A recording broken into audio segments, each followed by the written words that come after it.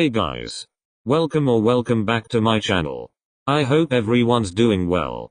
So in today's video, as you can tell from the title, I'm going to be discussing K-pop and mental health. I've always thought of this to be a very important topic of discussion because most people that are into K-pop are in it for so much more than just the music, and more often than not, the experience has a pretty significant impact on their mental health. Yes, of course there are plenty of people that just listen to the music and stay away from or don't care about the other stuff, but the majority of people into K-pop are in it for everything else as well. Following idols' lives, watching their shows, and engaging with non-music related content they put out, often leads people to venture out into other Korean stuff like K-dramas, learning about Korean culture and society, K-beauty, etc. And with how intense things can get, it's inevitable that they will have an impact on one's mental health. So I had put up a poll on my community tab a few days ago asking you guys how K-pop has impacted your mental health, and the overwhelming response was that it has had both a negative and positive impact. My personal experience has also been both. I have been negatively and positively impacted by it. And that is everything I wanted to get into today. Before I get started, a quick disclaimer. This video does discuss a lot of heavy topics including eating disorders and depression. If content like that makes you uncomfortable or you feel like you aren't in the best place right now to be consuming content that touches on these topics, please click off of this video.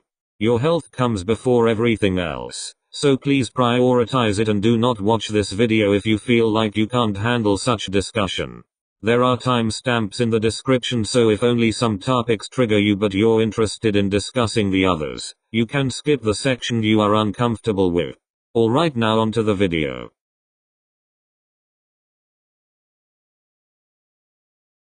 So unfortunately, there are so many different kinds of negative impacts that K-pop has on mental health that I have decided to divide the negative impact part of this video into subsections. I'll be getting into beauty standards and diet culture, stan culture and toxic fans, cultural appropriation, ignorance, and disrespecting other cultures, and the manipulative nature of the K-pop industry. I've extensively discussed some of these topics on my channel already, so I'll try not to blabber on about those for too long. But there's still a lot to talk about. On a brief side note, if you guys want me to extensively discuss any of the topics mentioned that I haven't already gotten into on my YouTube channel, leave a comment below. And if you enjoy videos like this where I discuss topics that are a little more serious, you may enjoy the discussion videos playlist on my channel if you haven't checked it out already. So anyway, with that being said, let's get right into it. So in the comments for the poll I put up on my community tab for this video, I was genuinely shocked to see how many people developed an eating disorder due to K-pop, or already had one that ended up getting worse. And if not an eating disorder, then it was the development of body image issues and becoming unhappy with their appearance due to K-pop. It's seriously heartbreaking. For me personally, when I first got into K-pop, I honestly had really started to feel terrible about my body too, though I was perfectly healthy. I already had confidence and self-esteem issues at the time, and K-pop amplified that by a ton. Now what I am about to tell you is stupid as fuck, but I'll admit it in hopes of someone feeling less alone when they hear this. But I literally used to spend hours taking stupid online quizzes to see how much I fit the Korean beauty standard and analyzing my features in the mirror to see if they would be considered as passing. I wanted to fit into the standard so bad. And get this. I'm not Korean. Not even East Asian Lmao. But I still wanted to fit into the Korean beauty standard. Please tell me you see how fucked up that is. And I know I'm not alone, which really sucks. Fortunately for me this didn't persist and I got out of that phase quick. But it was terrible while it lasted. So many people go through stuff like this, it's insane. But at the same time it's inevitable. First of all, a major part of a K-pop idol's job is to look perfect all the time, and so most idols are put on unhealthy, restrictive diets for them to be able to maintain the desired figure. And all of us know this. We know K-pop idol diets are unhealthy, unsustainable, and can be damaging to health. We know most of them had plastic surgery to get the quote perfect facial features. But idols are presented as always looking so perfect and happy and gorgeous, that it makes us feel like everything they are doing is working and they have an amazing perfect life because they look so great and happy all the time. It's basically the same effect that social media has on you. We scroll through social media knowing that we are only seeing the highlights of people's life and this isn't what anyone's day-to-day really looks like. We know it is all highly edited and fabricated and planned and fake. But despite this, it makes us feel like shit about ourselves and our lives. Similarly, seeing idols look so happy and perfect and flawless all the time, despite knowing that they are forced to be on terrible diets, they work out multiple hours a day, they are wearing makeup most of the time we see them, and a lot of photos are heavily edited as well, we still feel like shit about ourselves.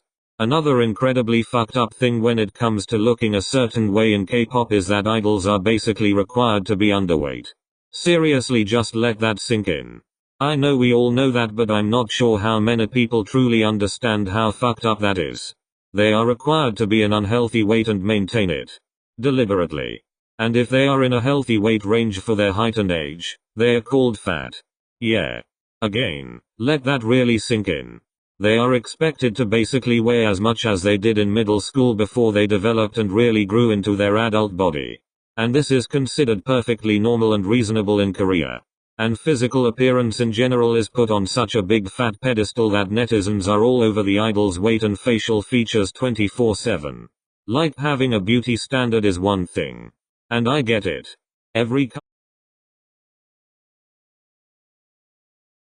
The number of people that have either had to completely distance themselves from K-pop or won't be able to ever enjoy it the same because of stan culture or toxic fans is not okay at all. When I had initially started getting into K-pop, I was genuinely scared to tell people I was into it because of how I thought they were likely to perceive me. And I'm not going to pretend I didn't have a certain perception of people that are into K-pop myself. When I wasn't into it, I saw K-pop fans as obsessive, crazy, extreme, and toxic. And when anyone told me they were into K-pop, I was like, oh shit sis, tell me who your faves are so I don't end up accidentally insulting them and getting annihilated. And while this is definitely a generalization and clearly not all K-pop fans are like this, a significant number of them are, which is why everyone thinks of all K-pop fans this way. Even if they are the minority, they are so incredibly loud that they make the biggest impression. In so many cases it is so extreme that if someone offers constructive criticism or makes a comment about someone's fave that is anything but complete worship, they'll get called horrible things and even sent death threats. K-pop idols are marketed differently than Western celebrities, which is one of the main reasons stan culture is so toxic, and I will get more into that in another section of this video. But other than horrible comments and death threats, a lot of K-pop fans also feel obligated to keep up with literally every single thing about the groups they stan to an extreme extent. And if you don't, then more likely than not, someone will call you a fake fan and accuse you of not really caring about your favorite idols. Streaming culture is also so extreme it feels like if you don't stream, you might as well not be a fan. I have always found streaming to be stupid and still don't really do it, but when I first got into K-pop, I genuinely felt guilty because I didn't stream and vote and stuff. Everyone has different ways of supporting their idols. For some it might be streaming for 10 hours straight, and for others it might be buying every single album. For some it might be simply listening to their favorite group's music, and for others it might be mass voting for every award their faves have been nominated for. And all of those are fine. All of them are enough. But toxic fans will tell you that you don't really support your idols or care about them and will make you feel guilty if you don't do everything you possibly can to support them whether or not it is the best option for you.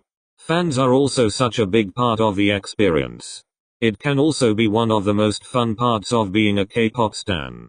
Having friends that get you and you can freak out over the same things with, attending concerts together, FaceTiming each other for a music video premiere, freaking out over stuff online, fandom inside jokes.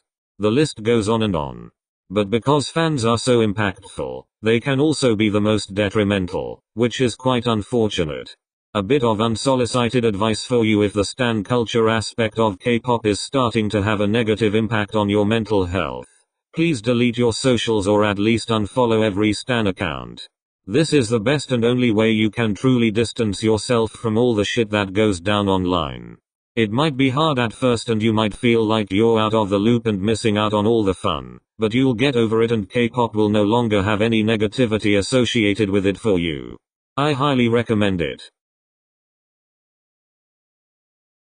So I've already made an entire video about cultural appropriation in K-pop, so if you're interested in knowing my thoughts on that, I highly recommend checking it out.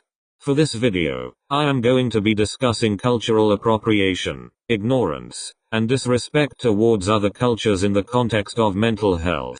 When it comes to me personally, I am of South Asian origin. And South Asian culture has been appropriated many times in K-pop. I am well aware several other cultures are highly appropriated and disrespected in K-pop, especially black culture. But I will mostly be speaking about South Asian culture here because that is what I am the most familiar with. I'm sure others will be able to put what I say into the context of their cultures being appropriated in K-pop. Alright. So let's say an idol wears an outfit that is vaguely inspired by South Asian traditional clothing or wears South Asian accessories and jewelry. If you ask me, I personally have no issue with that whatsoever. Honestly, if an idol puts their hands together doing the namaste greeting gesture and bobs their head in a way that imitates a stereotypical dance, I personally don't even have a problem with that as long as it's not being done as mockery. But that is precisely one of the issues when it comes to K-pop. Everything I just stated is my personal opinion and I cannot speak for all South Asians. If someone else of South Asian origin is offended by any of the things that I mentioned, then they have every single right to be. Both of us are right in the way we feel. And so there's a divide right there. Generally, you'd expect people that have two different unproblematic opinions on the same topic to respect each other and move on. But that is not how it works in K-pop. Due to the toxic stan culture I discussed in the previous section, you'll see people from the same background coming at each other for having different opinions. If you are offended by something you're too sensitive, but if you aren't offended then you don't care about your own culture and are obsessed with K-pop. And that takes people that are actually obsessed with K-pop to the point where they defend their idols for disrespecting and mocking their own culture and people. Obsessed fans that worship their faves, including ones that are not concerned with the culture that was disrespected and people that are from that culture, will unite to tell you to shut the fuck up for standing up for your people. K-pop idols and companies will repeatedly disrespect the same culture and not apologize despite being called out, and often make mistakes that are common knowledge and have absolutely no excuse at all. What comes to mind for me is the incident with the How You Like That music video where Lisa's feet were near an idol of the Hindu god Lord Ganesh, and the idol was placed on the floor. Both those things are extremely disrespectful and it is common knowledge not to do those things. But here we are. And what happened when it came to fans? A completely shitstorm on Twitter. People were saying things like no one cares about your god, and insulting the god's appearance and saying terrible things about the religion and culture. Because how dare you call out my faves, right? It's appalling. Even if you aren't directly involved in speaking out, or even if it wasn't your culture that was disrespected, it is exhausting to witness the shit that goes down. The number of times the same culture is mocked and disrespected, the level of ignorance, the lack of acknowledgement and apologies, and the insincerity most of the ones put out. All that is fucking exhausting to witness. If they made mistakes and changed, that would be fine. But there's almost never any change. Which truly can make you feel like they really don't care about you or your culture at all. And in worst case scenarios, people may even end up developing a subconscious inferiority complex and start seeing their own culture as less than Korean culture. In general, when you are a K-pop stan and your culture is disrespected, it can cause some serious internal conflict. Because you want to keep supporting these people you've really come to love and admire, but at the same time you can't ignore how much they've disrespected your people and your culture. Stan culture is the way it is because of how the K-pop industry works. In my most recent video about fanservice, scripting, and staging, I discussed how the K-pop industry markets idols in a certain way to create this fantasy. This fantasy of them seem like these perfect, ethereal, gods that have no flaws. Idols are marketed to be available and to seem like they want you. And this not only manipulates people into of course spending more money on their faves, which for most companies is the biggest and most important goal, but also turns many young, impressionable people into these obsessed fans with tunnel vision. The number of people that got into K-pop and decided suddenly that their dream is to be a K-pop idol and their dream is to live the idol life, is astounding. How come in the West and many other industries, when people become a fan of a singer or an actor they don't immediately want to become one? I'm not trying to say the West or other industries are better. I am just trying to highlight the difference in their functioning. Almost everyone goes through a phase soon after getting into K-pop that makes them see Korea as this perfect utopian country that will fulfill all their dreams and fantasies. And that there is a Korean opera waiting for them there or some shit. The reason this is so common, is again because of the manipulative nature of the industry. We are made to believe that everything and everyone there is absolutely perfect and their lives are so glamorous and beautiful and everything we could ever want.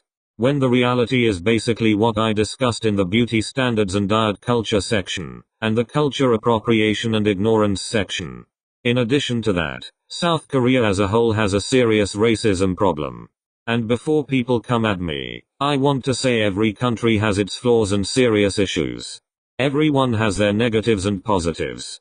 I'm not trying to say anyone is better or worse.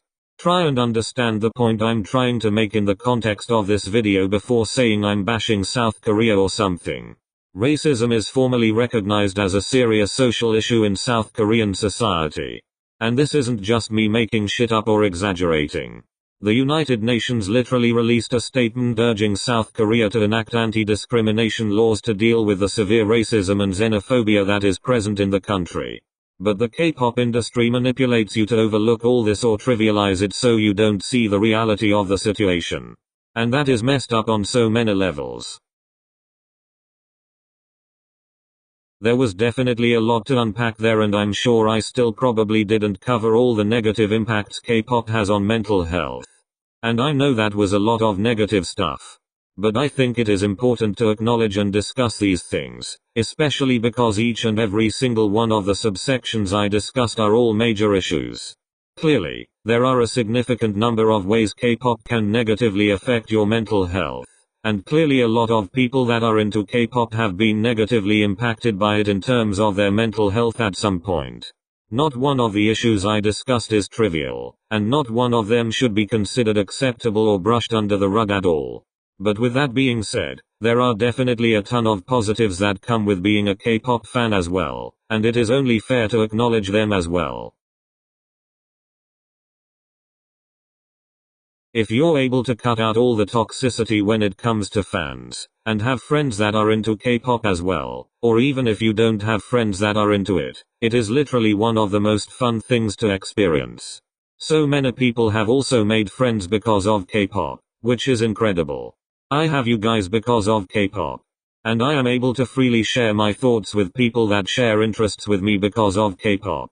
Learning the dances, watching variety shows, and watching crack compilations are only a few of the things that have the ability to completely turn your mood around, or at the very least, make you smile. K-pop can also make you feel all kinds of things when it comes to feeling good about yourself.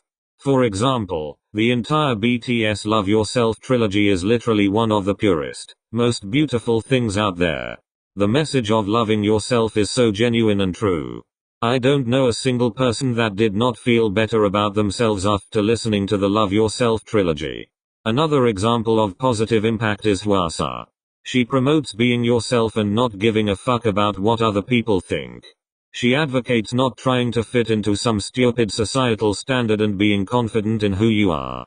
And there are tons of other idols as well and songs out there that advocate for and perpetuate the same message.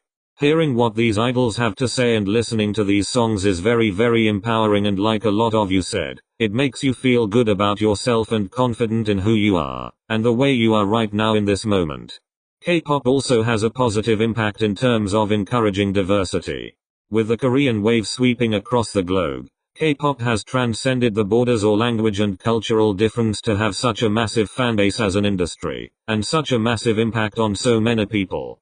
The popularity of K-pop in itself symbolizes the positives of opening up to cultures that are different from yours and celebrating them, as well as being proud of your own and spreading it. And there are so many more positives to it as well. These are just the ones that stand out to me the most because I feel like they are the most prevalent among fans or have the strongest impact. There's definitely a lot to be grateful for when it comes to K-pop. So that was a lot. I hope I didn't bore you because this is definitely a long ass video. I really want to know your thoughts on everything I discussed in the video, so I encourage you to leave a comment below.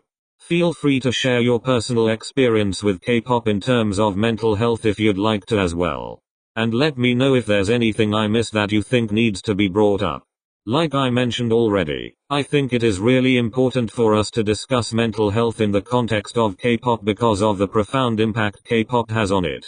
Mental health overall is unfortunately quite stigmatized, and if we don't start openly discussing it, we'll all keep suffering alone and will struggle to move past it. With that being said, I wanted to end with a little message. Please prioritize your health before anything else. K-pop can be overwhelming at times, and it is completely okay to take a step back or distance yourself for as long as you need to. And maybe you don't feel this way, but truly, you are beautiful in every way possible just the way you are. Cheesy, I know. But it is true. We should all celebrate and embrace our differences and accept ourselves for who we are. It is easier said than done, I know, but I want you to know that you really are beautiful. Take care of yourself. Love yourself, and be the bad bitch that you are. I know you are one. I see you. You got this. I hope you enjoyed the video. Thank you so much for watching. Subscribe if you haven't already, and I'll see you in the next one.